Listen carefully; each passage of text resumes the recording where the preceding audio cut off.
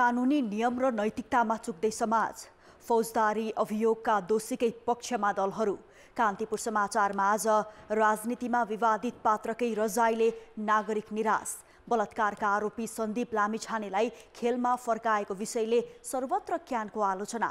राष्ट्रपति निर्वाचन, गृहमन्त्री माकिचल्लो, रेशम चौधरीको रिहाई र सांसद पक्राउ लगायतका विषयले सत्ता गठबन्धन कमजोर बन्दै। तत्काल 5,18,000 बढी विदेशी कामदार लिने मलेसिया सरकारको तयारी। अन्तर्राष्ट्रियमा अमेरिकी विदेश मन्त्रीको भोलि हुने भनिएको चीन भ्रमण स्थगित र खेलकुदमा साउदी प्रो लिगमा क्रिस्टियानो रोनाल्डोको पहिलो गोल लगायतका प्रसङ्ग हामीसँग छन्। नमस्कार, अब मुख्य समाचार। राजनीतिमा विवादित पात्रकै रजाई, निर्वाचित भएको 3 महिनामा एक सदस्यले गुमाए पद, 3 जना कारबाहीको प्रक्रियामा। लुम्बिनी आउने पर्यटकको संख्या वार्षिक 12 लाख पुगे पनि लम्बिएन बसाई, अधिकांश फर्कन्छन् एकै दिनमा। बुद्धमय संस्कार र परम्परा सहितको पर्यटनको अभाव। मानव तस्करीमा सडक मार्ग हुँदै फेरि भारतीय रूट प्रयोग हुन थालेको खुलासा, इथियोपिया लैजान लागिएका 12 महिलाको भारतबाट उद्धार। अमेरिकी आकाशमा चिनिया बेलुन विवादले अमेरिकी विदेश मन्त्री ब्लिंकेनको भोलिका लागि तय चीन भ्रमण स्थगित, बेलुन मौसमसँग मात्र सम्बन्धित रहेको चिनिया दावी। र इङ्ग्लिस प्रिमियर लिगमा फुलह्यामसँग गोल रहित बराबरीमा रोकियो चेल्सी, कृतिमानी रकममा स्ट्यामफोर्ड ब्रिज पुगेका फर्नान्डेजको पनि देखिएन प्रभाव।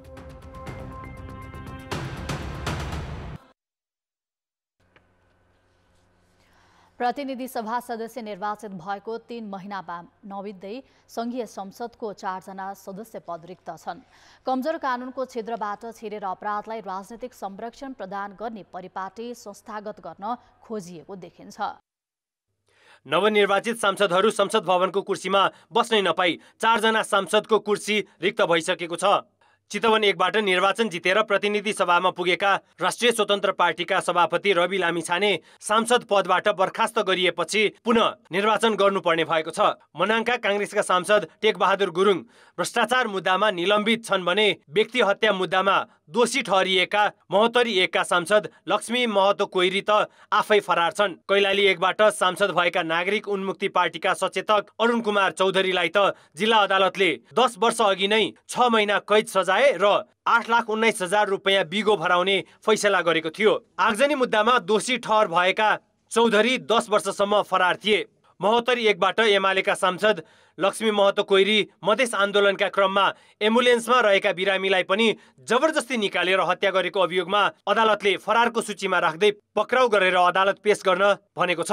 दोषी ठहर भएका व्यक्तिलाई पनि उम्मेदवार बन्न रोक नलगाउने निर्वाचन आयोगको असक्षमताको फाइदा उठाएर सांसद बनेका छन्। कानुनमा छिद्र भन्दा पनि निर्वाचन आयोगको अकर्मण्यताका कारण यस्तो परिस्थिति सिर्जना भएको सांसदको भनाइ छ। यस्तो परिस्थिति नदोहोर्याउन कानुनमा आवश्यक संशोधन गरेर अपराधलाई प्रशय गर्ने विषय कानुनबाट रोकी संसद प्रदेशमै रोकिने जनाएका छन्। कहीँ कतै कानुनी लुपहोल्सहरू छन्, कानुनी रूपमा चाहिँ अस्पष्टताहरू छन्, कानुनले चाहिँ अलि ठोस रूपमा कङ्क्रिट रूपमा चाहिँ यस्ता सवालमा बोलेको छैन भने त्यस्ता कानुनहरूलाई चाहिँ हामीले अपडेट गर्दै जानुपर्छ। यसको लागि चाहिँ हामीले त्यस्ता व्यक्तिहरूलाई जसले अदालतको सूचना प्राप्त गरेका छ, जसले त्यस्ता दोषीलाई समातिएन समयमा, त्यसलाई चाहिँ अझ ठोस कानुनी व्यवस्था हामीले बनाउनु पर्ने देखिन्छ। स्थानीय तह निर्वाचनमा खर्च विवरण नबुझाउने उम्मेदवार र आचार संहिता उल्लङ्घन गरेका उम्मेदवारको उम्मेदवारी खारेज गर्न सक्ने निर्वाचन आयोगले आपराधिक घटनामा संलग्न रहे नरहेको सो घोषणाका अतिरिक्त कार्यविधि बनाएरै प्रहरी रिपोर्ट समेत माग्न साहस गरेको देखिँदैन। त्यसो त नैतिक पतन भएका र अपराधमा संलग्न व्यक्तिलाई निर्वाचनमा टिकट दिने राजनीतिक दलहरू प्रमुख दोषी हुन्, जसले अपराधलाई राजनीतिकरण गरिरहेको देखिन्छ। कानुनमा जे छ सम्बन्धित अधिकारीहरूले सम्बन्धित मन्त्रालय मार्फत संसदमा मन्त्री मार्फत संसदमा पेश गर्ने हो। जो अधिकारीहरूलाई यस्ता सबै विषय थाहा छ, किन भन्दाखेरि उहाँहरू लगातार 10-20 वर्ष त्यो क्षेत्रमा काम गर्नुभएको र त्यसकारण त्यस्ता अधिकारीहरूले यो कानुनको कमजोरीहरूलाई यसरी हटाउन मिल्छ भनेर भन्नुपर्छ। अघिल्लो पटक पनि ज्यान मुद्दा लागेका सांसद रेशम चौधरी कारागारमै बिताए भने भ्रष्टाचार मुद्दामा काङ्ग्रेस नेता विजय गच्छेदार लामो समय फरार रहँदा रिक्त थियो। अर्का पप्पू कन्स्ट्रक्सनका मालिक तत्कालीन सङ्घीय समाजवादीका सांसद हरिनारायण रोक्का ठेक्का पुरा नगरी अनियमितता गर्ने सांसदमा कहलिएका थिए। पुराना राजनीतिक दल हुन् वा गएको निर्वाचनमा पहिलो पटक प्रतिस्पर्धामा उत्रिएका नयाँ दल नै किन नहुन्, कानुनमा देखिएका यस्तै छिद्रबाट कानुन निर्माण गर्ने संसद छिरेर विधिको शासनको खिल्ली उडाइरहेका छन्, जसमा साना ठुला सबै जसो दलले आफ्ना आपराधिक क्रियाकलापलाई राजनीतिको आडमा ढाकछोप गर्ने प्रवृत्ति मौलाउँदो छ। कान्तिपुर समाचारका लागि क्यामेरामा विकास जोशीका साथ विकास आचार्य र सुबिन्द्र श्रेष्ठ, काठमाडौँ। राजनीतिक संरक्षण के कारण विवादित र फौजदारी अभियोग लागेका व्यक्ति उम्मेद्वार बन्ने र चुनाव जितेर संसदमा आउने प्रवृत्ति रोकिएको छैन। 2007 सालको परिवर्तनदेखि संघीय लोकतान्त्रिक गणतन्त्रसम्म आइपुग्दासम्म राजनीतिकै आडमा आपराधिक पृष्ठभूमिका व्यक्तिले उन्मुक्ति पाउने प्रवृत्ति हावी छ। सजाय भोग्नेहरू नै कानुन बनाउने थलोमा कसरी आइपुग्छन्? विधि र पद्धतिको कुरा गर्ने दलहरूले विवादित पात्रलाई किन अघि सार्छन् त? संघीय संसद सचिवालयले नेपाली काङ्ग्रेसका सांसद टेकबहादुर गुरुङलाई निलम्बित गरेको सूचना 2079 पुस 12 गते जारी गर्यो।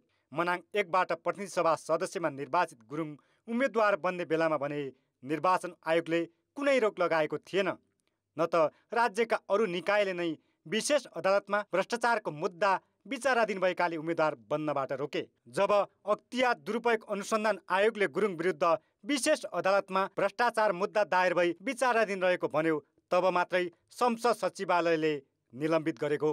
त्यस्तै महोत्तरी 1बाट निर्वाचित नेकपा एमालेका सांसद लक्ष्मी महतो कोइरीमाथि मधेस आन्दोलनको क्रममा प्रहरी सहायक निरीक्षक थमन विक हत्याको आरोप छ। प्रशासनको नजरमा फरार अभियुक्त हुन्। सार्वजनिक सम्पत्ति आगजनीको मुद्दामा 12 वर्ष अगाडि नै दोषी ठहर भएका कैलाली क्षेत्र नम्बर 2बाट निर्वाचित नागरिक उन्मुक्ति पार्टीका सांसद अरुण कुमार चौधरी यही व्यवहार बल्ल पक्राउ परे। चुनावसम्म कहीँ कतै रोक नलाग्ने अनि जितेर आएपछि मात्रै संसदीय प्रक्रियामा भाग लिन नपाउने यो स्थितिको कारक भने निर्वाचन आयोग र दलहरू हुन्। चुनावका बेला टिकट दिँदा नै फौजदारी अभियोगलाई किन उपेक्षा गर्छन् त दलहरूले? व्यक्ति स्वयंले पनि आफ्नो व्यक्तिगत चरित्र नैतिकतामा ठुलो ध्यान दिनुपर्ने हुन्छ। कानुनले र संविधानले पनि त्यो अनुसार मार्गनिर्देशित गर्नुपर्छ। र अब दलीय व्यवस्थामा दलहरूले आफ्ना उम्मेदवारहरू अगाडि सार्दा आफ्नो नेतृत्व चयन गर्दा, नेतृत्व विकास गर्दा उच्च नैतिक आचरणलाई चाहिँ ध्यान दिनु चाहिँ जरुरी हो, जसले गर्दा राजनीतिमा सुधार हुने, राजनीतिमा विसङ्गति जुन बढ्दैछन् ती विसङ्गतिहरूको अन्त्य हुने र विसङ्गतिको ठाउँमा चाहिँ असल संस्कृति स्थापना हुने चाहिँ यो पहिलो प्राथमिक कर्तव्य हो भन्ने लाग्छ मलाई। भ्रष्टाचार मुद्दा लागेका व्यक्ति सार्वजनिक पदबाट निलम्बित हुने कानुनी व्यवस्था छ, यसमा कुनै बहाना चल्दैन। तर दल र नेतृत्वले अपराधलाई उन्मुक्ति दिन खोज्दा राजनीतिका आडमा अपराधले सधैँ जसो पर्से पाउँदै गएको छ। यो प्रवृत्ति सङ्घदेखि प्रदेशसम्मै कायम छ। म यही कुरा भन्दैछु, समीक्षा यसै कुराको गर्ने। कानुनमा अपूर्णता हो कि कार्यान्वयनमा समस्या भयो भन्ने कुराको यसले एउटा समीक्षाको माग गर्यो। तत्त ठाउँमा यसका स्रोतहरूमा छलफल गर्नुपर्ने ठाउँहरूमा यसले आवश्यक छलफलको माग गर्छ, किनकि यी प्रश्नहरू जो उठिराखेका छन् भ्यालिड छन् प्रश्नहरू। अब आज हेर्नुहोस् न, विवादै विवाद छ, गृहमन्त्रीको विवाद छ, 2-3टा सांसदहरू पक्राउ परिराखेका छन्, कोही भागेका छन्। अब यो त खालि पार्टीले मात्रै होइन, निर्वाचन आयोगले पनि हेर्नुपर्ने थियो नि। एउटा केही कुनैको कसैको मुद्दा सुद्धा लागेछ कि भन्ने एउटा सानो एउटा फर्म जस्तो परेर पठाए त हुन्थ्यो त, सूचना गरे भए हुन्थ्यो पार्टीहरूलाई। मुद्दा लागेको अथवा मुद्दा हारेका मान्छेहरू अथवा चाहिँ फरार मान्छेहरूलाई चाहिँ टिकट दिनु हुँदैन भन्ने सर्कुलर पठाइदिए भए त त्यस्तो हुन्थेन होला। कतिपय व्यक्तिलाई त कानुनी छिद्र खोजेर सरकारसम्मै पुर्याएको देखिन्छ। अपराधको राजनीतिकरणले नै फौजदारी अभियोग खेप्नेहरू सत्ता र शक्तिका हर्ता बन्ने गरेका छन्। निर्वाचन आयोगले कडाई नगर्दा पनि यो प्रवृत्ति मौलाएको छ। त्यस्तै अपराधमा जोडिएका व्यक्ति चुनावी प्रक्रियामा आउनबाट रोक्न ढिलाइ नगरे जेल सजाय भोग्नुपर्नेहरूको हालिमुहाली चलिरहनेछ। कान्तिपुर समाचारका लागि क्यामेरामा सुरज खड्काका साथमा प्रकाश बम, काठमाडौँ। अब जनताको आवाज हामीले 7 प्रदेशमा सोधेका छौँ। फौजदारी अभियोग लागेका व्यक्तिलाई राजनीतिक दलले किन संरक्षण गरेका होलान्? जनताको आवाज आफ्नो स्वार्थ लुट्नको लागि, आफ्नो फाइदाको लागि गरेको छ। राजनीतिक दलहरूले आफ्नो स्वार्थ पूर्ति गर्नको लागि पार्टीको कर्तव्य और मान मर्यादा बचाउनको लागि त्यो संरक्षण गर्छ। आफ्नो सत्ता र कुर्सी बचाउनलाई नेताहरूले पावर प्रदर्शन गरेको हुन्छ। सिधा सार मान्छे डराएर भोट दिन्छ भन्ने आशाले नै पार्टी सञ्चालन गर्नको निमित्त पनि उनीहरू आफै पनि त संरक्षित हुने आश बोकेर पैसा पनि छ, शक्ति पनि छ, अनि त्यो आड भइहाल्यो उनीहरूलाई त। संगठन विस्तार गर्न, बलियो बनाउनको लागि चाहिँ एक खालको चाहिँ युवाहरूमा नेपाली समाजमा निराशा पनि फैलिएको छ। चुनाव जित्नको लागि चुनाव लक्षित गरेर यस्तो मान्छेहरूलाई संरक्षण गरेको जस्तो देखिन्छ। चुनावको बेलामा चुनाव जित्नकै लागि सरकार टिकै राख्नको निमित्त पनि आफूलाई चुनाव जित्न सहयोग गरिरहन्छ। त्यो भएपछि उसको ऋण तिर्नु पर्यो नि। पार्टीहरू सञ्चालनमा आर्थिक सहयोगदेखि लिएर हरपलले सहयोग गरिराखेका छन्। सरकार टिकै राख्नको निम्ति पनि आफ्नो मतदाताहरूलाई सुरक्षित गर्नको लागि त्यो संरक्षण गर्नु भनेको अपराधीको झन् प्रोत्साहन बढाउनु हो के? कानुनी अपराध हो यसले, जस्तो कि राजनीतिकलाई बिगार्ने काम गर्छ। अपराधीलाई संरक्षण गर्ने त त्यो अपराधी भन्दा पनि महाअपराधी भयो नि।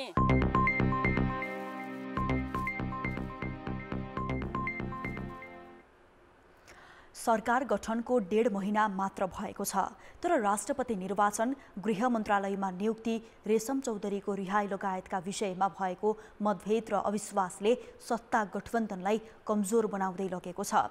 तर राष्ट्रपति आफू अनुकूल बनाउने आकांक्षाले कम्तीमा राष्ट्रपति निर्वाचनसम्म गठबन्धन भत्काउन नहुने पक्षमा सत्ता साझेदार दलहरू देखिन्छन्। पछिल्लो पटक गृह मन्त्रालयमा स्वतन्त्र पार्टीका सभापति रवि लामिछानेको पुनः नियुक्तिलाई लिएर प्रमुख सत्ता साझेदार दल माओवादी केन्द्र र एमाले बीच खटपट देखिएको छ। गृहको नेतृत्व लामिछानेलाई नदिने प्रधानमन्त्री पुष्पकमल दाहालको अडान र स्वतन्त्र पार्टीसँगको पूर्व सहमति कार्यान्वयन गर्नुपर्ने एमाले अध्यक्ष केपी ओलीको दबावले गठबन्धनमा थप अविश्वास बढेको छ। प्रधानमन्त्रीजीलाई अहिले धम्काउने काम कसैले नगरे हुन्छ, किनभने उहाँलाई सहयोग गर्ने अहिले नेतृत्व त अहिले चाहिँ नि सत्ता गठबन्धनको नेतृत्व को भन्दा त प्रधानमन्त्री होला नि त, उसको नेता त प्रधानमन्त्री होला नि। अनि प्रधानमन्त्रीको कुरो केही लाग्दैन, अनि त्यहाँ बुख्यासा हो। त्यो भएको कारणले गर्दाखेरि कसैले पनि धम्काउनु जरुरी छैन।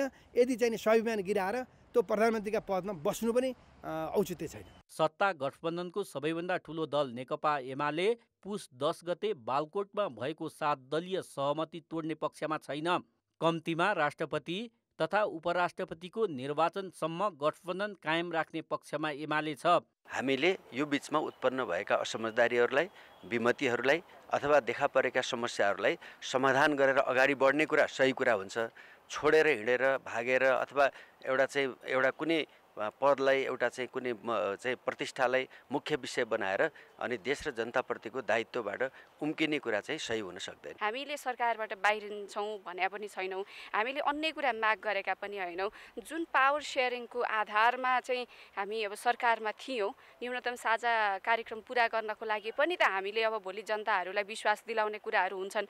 ती कुराहरूमा चाहिँ हाम्रो स्ट्यान्ड हिजोको दिनमा जे एउटा कमन अन्डरस्ट्यान्डिङ थियो, त्यो कमन अन्डरस्ट्यान्डिङ चाहिँ आज पनि कायम होस् भन्ने हाम्रो कुराहरू हो।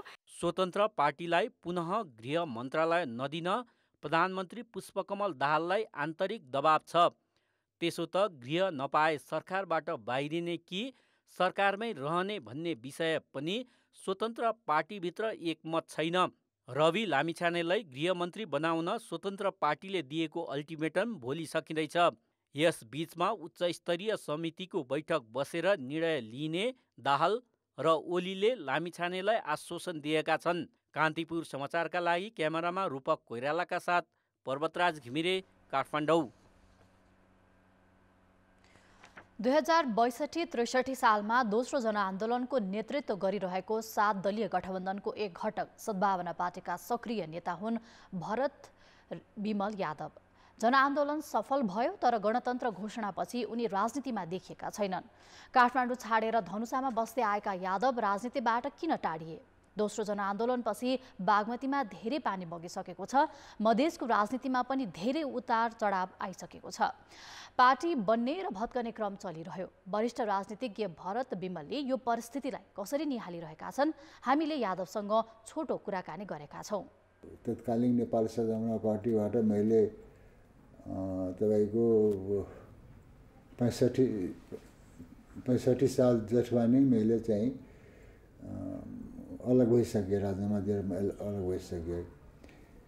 साथीहरूको र बाह्य शक्तिहरू, देशभित्रका बाहिरका शक्तिहरूको चाहिँ चलखेलमा मलाई चाहिँ राष्ट्रिय कार्य समितिमा चाहिँ अल्पत्ता पार्यो अनि त्यसपछि चाहिँ मैले नेतृत्वको आधारमा अलग भएँ र त्यसपछि म स्वतन्त्र रूपमा नै आफ्नो राजनीतिक जीवनलाई अगाडि बढाइरहेको थिएँ। म राजनीतिक कार्यहरूलाई पछि चाहिँ तपाईँको दोस्रो संविधान सभा ताका म केही समयको लागि फोरममा म जोइन गरेका थिएँ उपेन्द्रजीसित।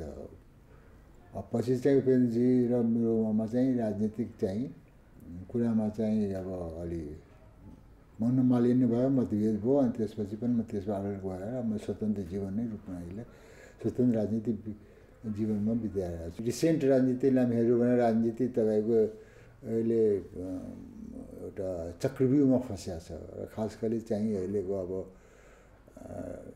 राज्यका राज सञ्चालनका प्रमुख प्रधानमन्त्री पुष्पकमल दाहालजी नै अहिले चक्रव्यूहमा फस्नु भएको छ। अब उहाँ चाहिँ अब अभिमन्यु भएर फस्नुहुन्छ वा अर्जुन भएर चाहिँ अब त्यो चक्रव्यूहबाट बाहिर निस्कनुहुन्छ, त्यो त उहाँको चातुर्यतामा निर्भर गर्ने हो। तर चाहिँ उहाँ अभिमन्यु भएर फस्नुभयो भने देशले एउटा अर्को दुर्घटनातिर अगाडि बढ्छ।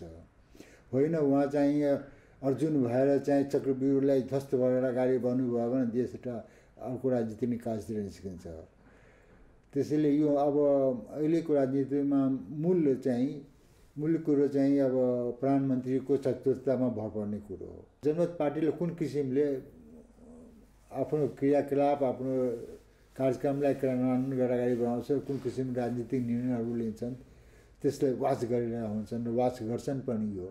र त्यसपछि आगामी कार्यकालमा जनमत पार्टी अब अझ सशक्त भएर अगाडि आउने हो कि यही पार्टीहरूको जस्तो उहाँको पनि पुनरावृत्ति हुने हो। त्यो त यो कार्यकाल, यो 5 वर्षको कार्यकाल वा जति हुन्छ संसदीय आवास कुन किसिमले उसको कार्यान्वयन हुन्छन् कार्यक्रमको र राजनीतिक अभ्यास कुन किसिमले अगाडि बढाउँछन् त्यसमा भर पर्छ। कुनै दलको राष्ट्रपति भयो भने त्यसको सम्बन्धित राजनीतिक दलप्रति उसको आसक्ति हुन्छ र बढी सम्बन्धित आफ्नो राजनीतिक दलसितको मोहमाया परेर उसले गलत निर्णय लिनु चाहिँ बाध्य हुने अवस्था पनि आउन सक्छ वा उसको सोच त्यस्तो चाहिँ डाइभर्ट हुन सक्छ।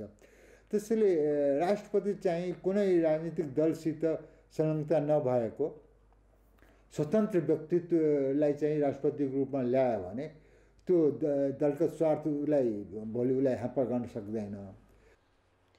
निर्वाचन आयोगले फौजदारी कसुरको अभियोगमा मुद्दा खेपिरहेका व्यक्ति उम्मेद्वार नै बन्न नपाउने गरी कानुनको प्रस्ताव गर्न लागेको छ। फौजदारी अभियोग लागेका वा मुद्दा अदालतमा विचाराधीन रहेका व्यक्ति चुनावमा उम्मेद्वार बन्न अयोग्य हुने गरी निर्वाचन कानुनको मस्यौदा बनिरहेको आयोगले जनाएको छ।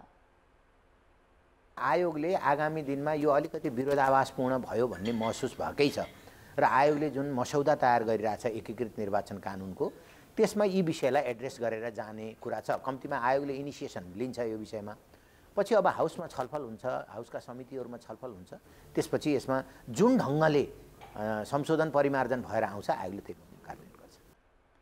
अहिले त्यस्तो कानुनी प्रावधान नहुँदा अपराधमा जोडिएका व्यक्ति पनि उम्मेद्वार बनेर चुनाव जित्ने गरेका छन्।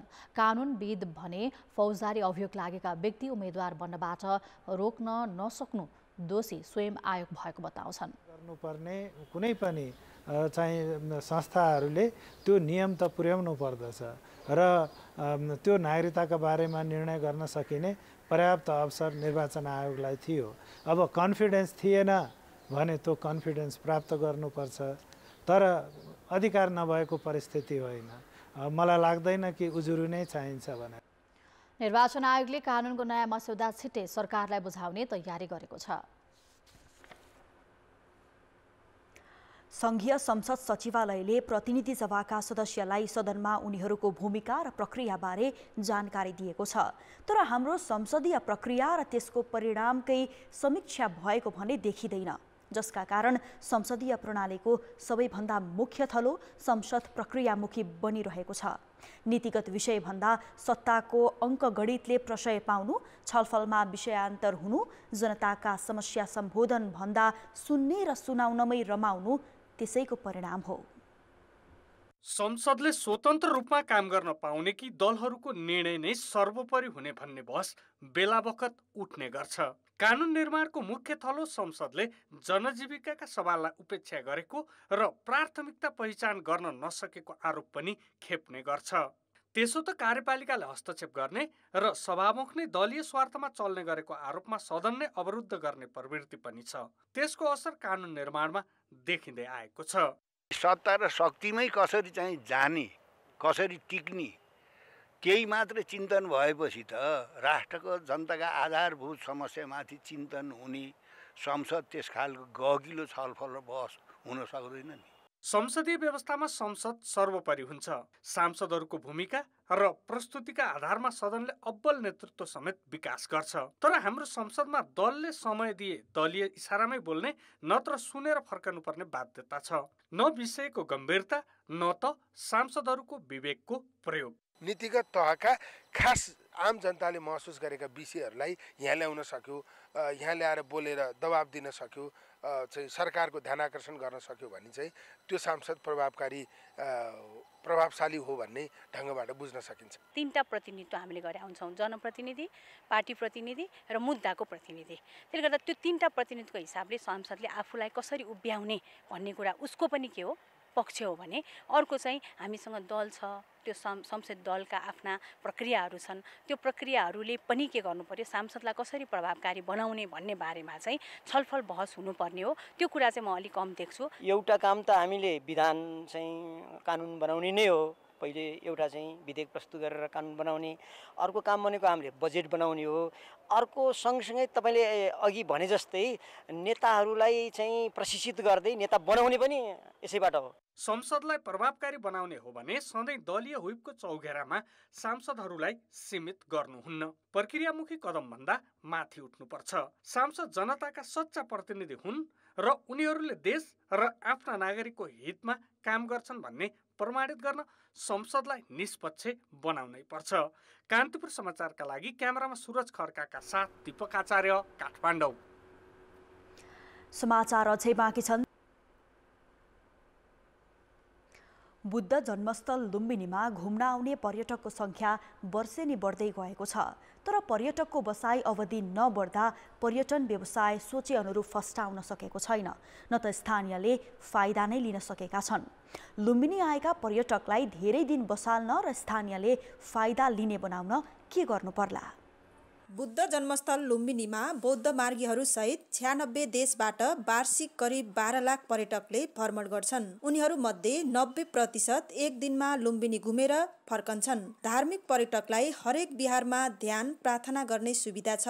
अन्य पर्यटकलाई पनि बास बसाल्न आकर्षित गर्ने भन्दै व्यवसायीहरूले बुद्ध चरित्र देखाउन तथा भिलेज टुर गराउन थालेका छन्। तर पर्यटकको बसाई अवधि भने सोचे जस्तो बढेको छैन। यहाँ आएका जति पनि धार्मिक बौद्ध पर्यटकहरूलाई चाहिँ केही गतिविधिले उहाँहरूलाई यहाँ चाहिँ मनमा शान्ति मिल्ने खालको वातावरण दिन सक्यौँ भने उहाँहरूको बसाई अवश्य पनि लम्बिन्छ। बुद्ध जन्मस्थल लुम्बिनीसँगै आसपासमा बौद्ध दृष्टिले महत्त्वपूर्ण स्थल छन्। कपिलवस्तुमा सिद्धार्थ गौतमले 29 वर्ष बिताएको कपिलवस्तुको तिलौराकोट, भिक्षुहरूको वध भएको सग्रहबा, कक्रुचन्द र कनकमणि बुद्ध जन्मेको स्थान छ। रूपन्देहीकै देवदहमा बुद्धको मावली स्थान छ। नवलपरासीमा अस्थि धातु रहेको रामग्राम छ। लुम्बिनी आउने पर्यटक ती बौद्ध स्थलमा जान चाहन्छन्, तर बौद्ध क्षेत्रको संरक्षण र सम्वर्धनमा स्थापित लुम्बिनी विकास कोष भने लुम्बिनीमा मात्रै केन्द्रित छ। पर्यटकहरू आउने भनेको त मुख्यतः सिद्धार्थ गौतम हैन बुद्ध जन्मेको ठाउँ भनेर आस्था राखेर आउने छन्। लुम्बिनीबाट आसपासका बौद्ध क्षेत्रमा पर्यटक पुर्याउन अहिले स्तरीय सडक बनाइँदैछ, तर आसपासका नागरिक र स्थानीय तहसँग समन्वय नहुँदा पर्यटन प्रवर्धनमा खासै प्रगति भएको छैन। सरकारले 5 वर्षीय, 10 वर्षीय, 20 र 50 वर्षको योजना पहिले तयार गर्नुपर्छ। त्यो योजना तयार गरेपछि स्थानीय निकाय अथवा स्थानीय सरकार प्रदेश सरकार र सङ्घीय सरकारले लगानी गर्नु आवश्यक छ। विश्व सम्पदा सूचीमा सूचीकृत लुम्बिनी क्षेत्रमै प्रेमचरा सारसको वासस्थान छ भने केही पर कपिलवस्तुमा देशमै बढी आगन्तुक र अजीब चराहरू पाइने 158 हेक्टर क्षेत्रफलमा फैलिएको सिमसार क्षेत्र जगदीशपुर ताल छ। रूपन्देहीमै गैडहवा ताल छ। बुटबलमा बाह्य पर्यटक केन्द्रित केबलकार बन्दैछन्। केही घण्टाभित्रै पर्यटकलाई रूपन्देही सहित कपिलवस्तु, नवलपरासी, पाल्पा लगायतका लुम्बिनी प्रदेशका दर्जन बढी पर्यटकीय क्षेत्रमा घुमाउने गरी व्यवसायीहरूले गृहकार्य गरिरहेका छन्। 12वटै जिल्लामा लक्षित गरेर प्याकेजहरूको तयारी गरेका छौँ। बाँके बर्दियामा बाघ हेर्न जाउँ भन्ने अभियान चलाउँदैछौँ। धार्मिक आस्थाले आएका पर्यटकहरू बुद्ध जन्मस्थलमा बुद्धमय वातावरण, बुद्धकालीन संस्कार र परम्परा देख्न चाहन्छन्। पर्यटकको बसाइ अवधि बढाउन लुम्बिनी क्षेत्रभित्र मात्र होइन, आसपासका होटल, रेस्टुरा, बस्ती र स्थानीयमा समेत बुद्धमय संस्कार र परम्परा देखाउन आवश्यक छ।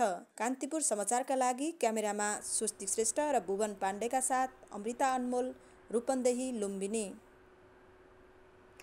पश्चिम नेपाल पर्यटन विकासको प्रचुर सम्भावना भएको क्षेत्र हो। पर्यटकीय गन्तव्य पहिचान भएर पर्यटक आकर्षित गरिरहँदा फैलिएको कोरोना महामारीले यसलाई थला पार्यो। तर अब भने यसले बिस्तारै लय समाउन थालेको छ। नेपालगञ्ज नाका हुँदै भारतीय पर्यटकको संख्या बढिरहँदा कर्णाली प्रदेशका हिम श्रृङ्खला र सुन्दर रारातालसँगै तिब्बतको मानसरोवर तथा कैलाश पर्वत जस्ता गन्तव्यले पर्यटक तानिरहेका छन्। यसरी सेतामे हिउँले छोपिएको हिमाली जिल्ला मुगुको रमणीय राराताल होस् वा हुम्लाको लिमीबाट देख्न सकिने चीन स्वशासित क्षेत्र तिब्बतको कैलाश पर्वतको सुन्दर हिम श्रृङ्खला 23,000 फिटको उचाइमा उड्दै गरेको विमानबाट देख्न सक्ने कुनै सम्भावना थिएन। तर कुहिरो मुनि त्यो पनि हिउँले ढाकेको मनोरम दृश्यले प्रतिकूल मौसममा पनि भारतीय पर्यटकको मन तान्ने गरेको छ। एका बिहानै नेपालगञ्ज विमानस्थलमा पुगेका पर्यटक बोकेर बुद्ध एयरको जहाजले हिमाली क्षेत्रको दृश्यावलोकन गराउन नेपालगञ्जबाट उडान भरेको पहिलो पटक हो। हमको माउंटेन फ्लाइट का चांस मिला। हम बहुत एक्साइटेड थे कि हमको रारा लेक, कैलाश मानसरोवर देखने को मिलेगा। हम गए भी सही, बट अनफॉर्चुनेटली ये पहली फ्लाइट थी जिसमें हम गए थे। अनफॉर्चुनेटली वेदर की वजह से हमको आधे रास्ते से वापस आना पड़ा। कर्णाली र सुदूर पश्चिम प्रदेशमा धेरै पर्यटकीय गन्तव्यहरू छन् जहाँ भारतीय पर्यटकहरू जान चाहन्छन्। उनीहरूलाई चाहेको गन्तव्यसम्म पुर्याउने उद्देश्यले वेस्टर्न ट्राभल मार्टको आयोजना गरेर नेपाली भूमिमा स्वागत गर्ने क्रम सुरु भएको छ। नेपाल पर्यटन बोर्ड र नाटा बाँके च्याप्टरले भारतीय आगन्तुकहरूलाई फेरि फेरि पनि घुम्न आउन मन लाग्ने गरी भ्रमण गराउने प्रयासको सुरुवात गरेपछि पर्यटनका बन्द ढोकाहरू खुल्ने आशा यहाँका व्यवसायीहरूको छ। नेपाल देखाउनुपर्छ, हाम्रा डेस्टिनेसनहरू देखाउनुपर्छ, हाम्रो पनि एक आपसमा परिचय हुनुपर्छ र हामी नेपाल भारतको पर्यटनलाई कसरी इन्टरलिङ्क गर्न सक्छौँ भनेर एउटा प्रयास गरिएको हो। नेपाली पर्यटन व्यवसायीलाई भारतको travel agent association of India चाइले पनि सघाएको छ। विभिन्न प्रतिकूलताका बीच पर्यटक भित्र्याउन गरिएको प्रयासलाई निरन्तरता दिन सके पर्यटकीय गन्तव्यहरू चलायमान भई देशको आर्थिक विकासमा टेवा पुग्नेमा कुनै दुविधा छैन। त्यसका साथै पश्चिम नेपालको पर्यटकीय हब सिटीका रूपमा नेपालगञ्जले आफ्नो पहिचान कायम गर्न सक्ने सम्भावनालाई समेत औँल्याइएको छ। कान्तिपुर समाचारका लागि सविता जीसीका साथ जे पाण्डे, नेपालगञ्ज, बाँके। भारत हुँदै इथियोपिया लैजान लागेका 12 महिलालाई प्रहरीले उद्धार गरेको छ। प्रहरीको मानव बेचबिखन अनुसन्धान ब्युरोले काकडभिट्टा, जमुनाहा, सुनौली हुँदै भारत पुर्याएर इथियोपिया लैजान लागेका 12 महिलालाई उद्धार गरिएको जनाएको छ।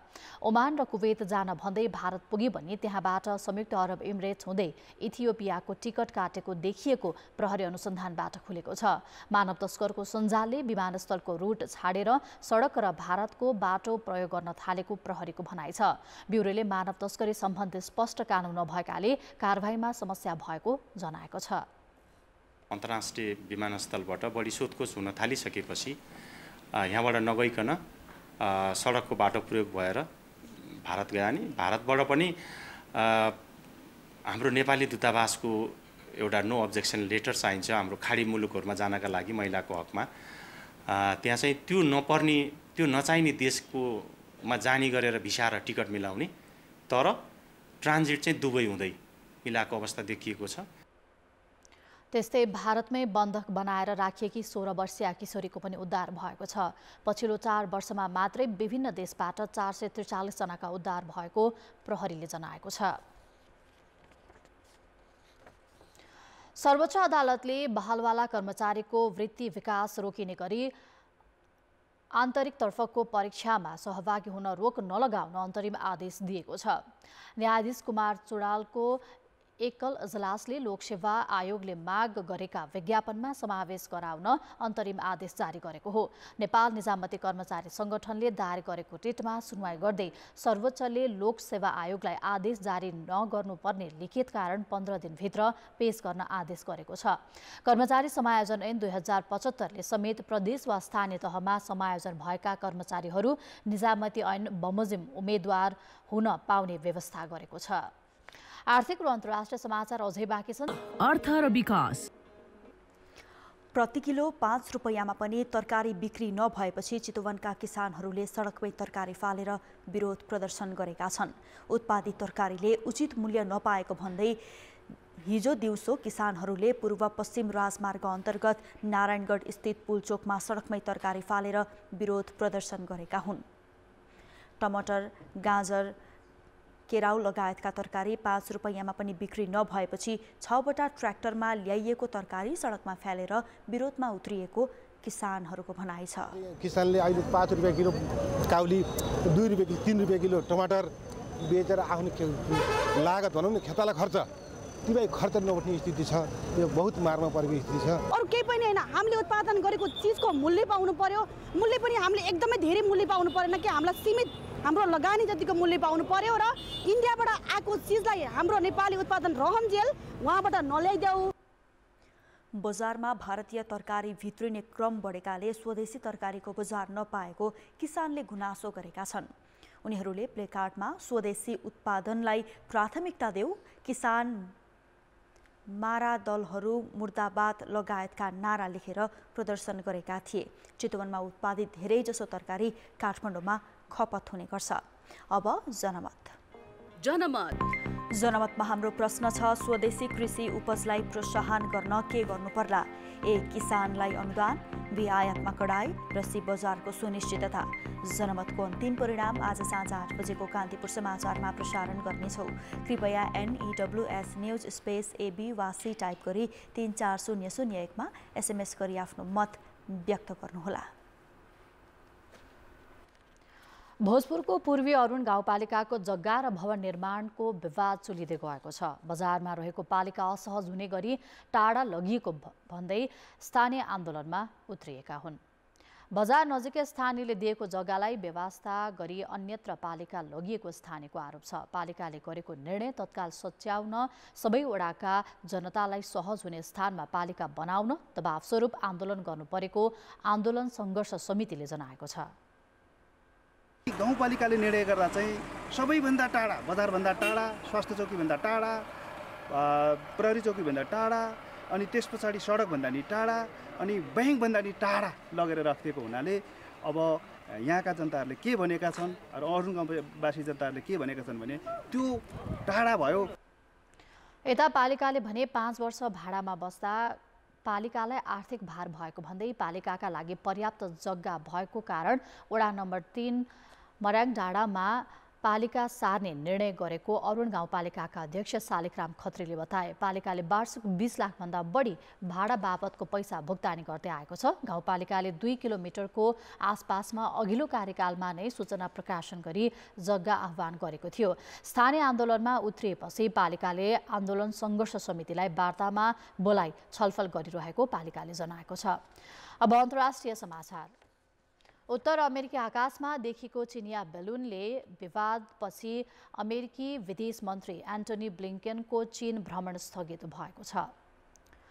अमेरिकाले चन्द्रमा आकारको बेलुनलाई जासुसी बेलुनको संज्ञा दिएको छ र यस प्रकारको बेलुनको उपस्थितिले आफ्नो देशमाथि सहन नसकिने स्वाधीनतामाथिको हस्तक्षेप भनेको छ।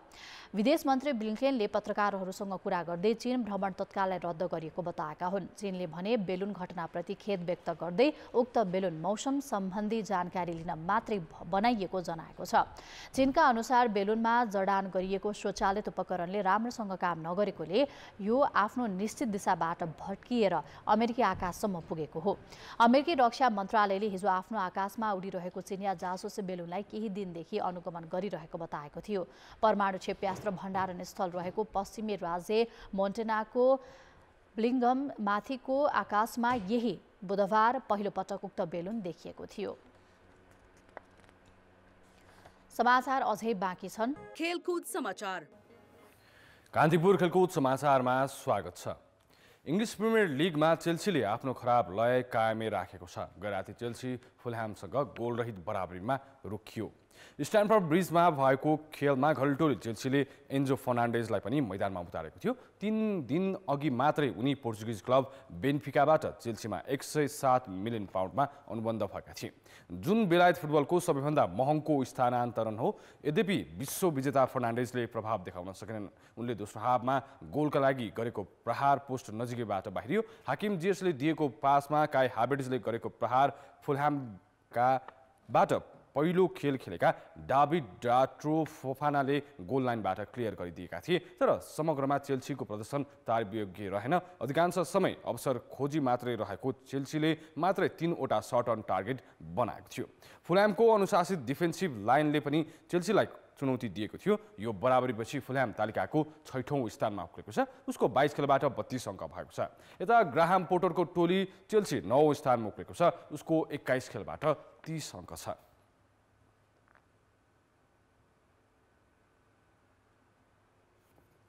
नेपाल क्रिकेट सङ्घ क्यानले जबरजस्तीकरणीको मुद्दा नटुङ्गिँदै सन्दीप लामिछानेलाई राष्ट्रिय टिमको बन्द प्रशिक्षणमा बोलाएपछि चौतर्फी आलोचना भएको छ। अदालतमा मुद्दाको कारबाही चलिरहँदा लामिछानेलाई मैदानमा उतारेर न्यायको खिल्ली उडाएको भन्दै क्यान बहिष्कारसम्मको अभियान सुरु भएको छ।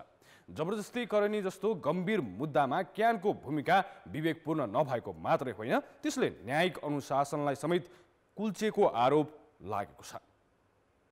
जबरजस्तीकरणीको मुद्दामा सर्वोच्च अदालतमा परेको रिटमाथि सुनवाई चलिरहँदा क्रिकेटर सन्दीप लामिछाने कीर्तिपुर स्थित क्रिकेट मैदानमा थिए। उनलाई थुनामा राखेर मुद्दाको प्रक्रिया अघि बढाउनु पर्ने मागसहितको निवेदनमा शुक्रबार सर्वोच्च अदालतले कागजात मगाउने आदेश दिएको छ। तर सन्दीप भने निष्क्रिय राष्ट्रिय टिमसँगै अभ्यासमा रहे। मुद्दा चलिरहेकै अवस्थामा निलम्बन फुक्का गरेर उनलाई मैदानमा पुर्याउने नेपाल क्रिकेट सङ्घको कदमले न्यायमाथि खेलबाड गरेको आरोप लागेको छ।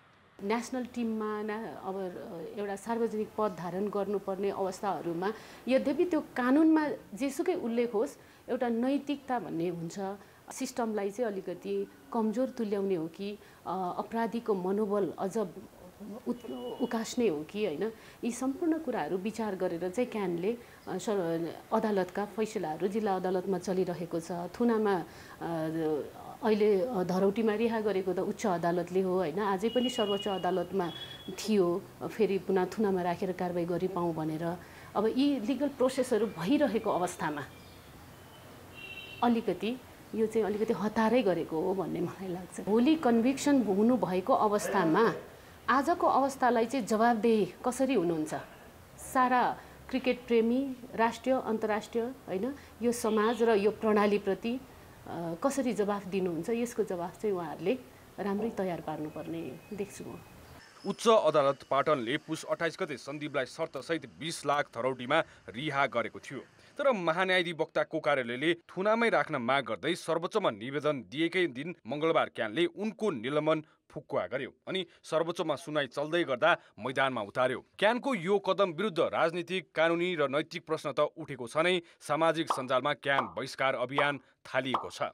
खेल क्षेत्रबाट समेत क्यानको आलोचना भइरहेको छ। आइसिसीले यो नप्रतिबन्ध गरेपछि विश्वको हेर्नुभयो भने यस्तो मुद्दा परेको खेलाडीहरू कुनै पनि खेलाडी आएसम्म खेलकुदमा फर्केर आएका छन् जबसम्म उहाँहरूको निलम्बन पुक्का भएको छैन पूर्ण रूपले। पूर्ण रूपले उहाँहरू परिष्कृत भएर आउनुभएको छैन भने तबसम्म हुँदै हुन्न। त्यस कारणले गर्दा एज ए खेलाडी मलाई भन्नुहुन्छ नि उसले खेल्न पाउनुपर्छ भन्ने कुरा हो, तर देशको नियम ऐन कानुन मान्ने मान्छे नागरिक केचाले भन्नुहुन्छ भने यो कुरामा उहाँहरू काहीँ न काहीँ चुक्नु भएको छ। क्रिकेटको राष्ट्रिय टिम अहिले फागुन 2 गतेबाट सुरु हुने आइसिसी विश्व क्रिकेट लिग 2 को तयारीमा छ। नामिबिया र स्कटल्यान्ड विरुद्धको सिरिजका लागि सन्दीप नभई नहुने जिकिर गरेको क्यानले जबरजस्ती गर्ने जस्तो मुद्दालाई सामान्यीकरण गर्दा उसमाथि लैङ्गिक हिंसालाई प्रोत्साहन गरेको समेत आरोप लागेको छ। होइन, अब समाजलाई नकारात्मक सन्देश दिन खोजेको होइन। व्यक्तिहरूले या राजनीतिकर्मीहरूले या कसैले पनि एउटा इन्डिपेन्डेन्ट व्यक्ति हुन्छ, उहाँहरूको आफ्नो धारणा हुन्छ, त्यसमा उहाँको व्यक्तिगत धारणा राख्न पाउने सबैलाई हुन्छ। मैले फेरि पनि भने जनभावना कसैको भावनामाथि पीडितको भावनामाथि कुठाराघात गर्ने गरी ठेस पुग्ने गरेको कुनै त्यस्तो आधार होइन। मुद्दा लागेकै भरमा अभियुक्त दोषी प्रमाणित भइहाल्छ भन्ने होइन, तर क्यानको कदमले जबरजस्ती गरिनेको मुद्दालाई पनि पुरै नकारेको देखिन्छ। उसले निलम्बन गर्दा पनि बन्द प्रेसिडेन्टको अनुशासन उल्लङ्घन भनेको थियो। खेलकुद मन्त्रालय अहिले प्रधानमन्त्री पुष्पकमल दाहालकै मातहतमा छ, तर अदालतमा विचाराधीन मुद्दालाई पुरै उपेक्षा गरेर क्यानले जबरजस्ती गरिनेका अभियुक्तलाई उन्मुक्ति दिन खोज्दा खेलकुद मन्त्रालयको मौनता समेत रहस्यमय देखिएको छ। कतै सत्ता र शक्तिको आडमा सन्दीपलाई जोगाउन खोजिएको त होइन भन्ने प्रश्न पनि उत्तिकै पेचिलो बनेको छ। कान्तिपुर समाचारका लागि नेपालगञ्ज सहकर्मी क्यामेरामा पशुपति बुढाथोकी र मुरारी घिम्रेका साथ किशन भण्डारी, काठमाडौँ। कान्तिपुर खेलकुद समाचार अहिले यति नै। कान्तिपुर समाचार अहिलेलाई सकियो। कान्तिपुर टेलिभिजन हेर्दै गर्नुहोला। नमस्ते।